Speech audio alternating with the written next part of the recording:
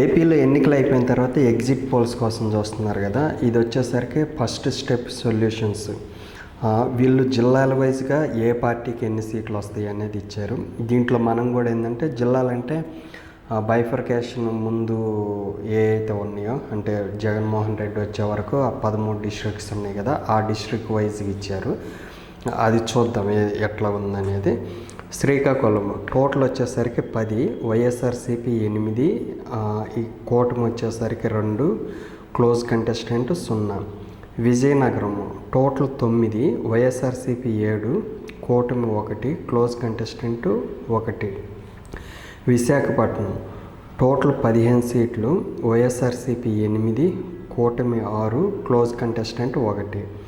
East Godavari మొత్తం 19, వైఎస్ఆర్సీపీ 8, కూటమి 8, close contestant 3.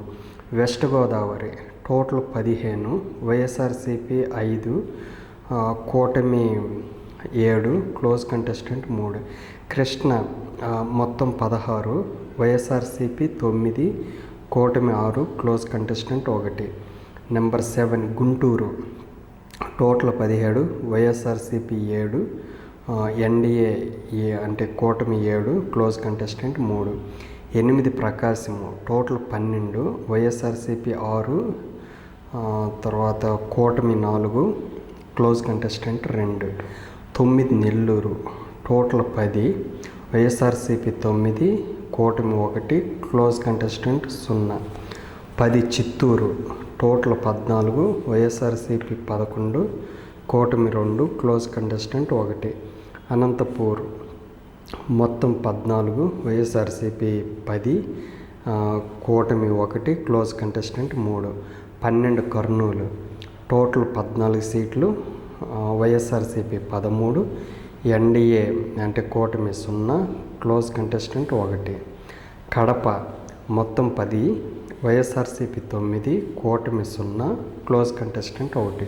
So 175 నియోజకవర్గాల్లో 110 సీట్లు వైఎస్ఆర్సీపీకి వస్తే, కూటమికి 45, క్లోజ్ కంటెస్టెంట్ 20.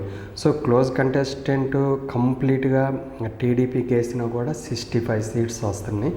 లేదు 20 సీట్స్ వైసీపీకి వేసినా 130 అట్లాగే వస్తుంది. అంటే దీని ప్రకారం చూస్తే అట్లీస్ట్ 110 సీట్లతోనైనా నెక్స్ట్ వైఎస్ఆర్సీపీ గవర్నమెంట్ ఫామ్ చేసిద్ది అనేది ఈ సర్వే రిపోర్ట్ ఇచ్చారు.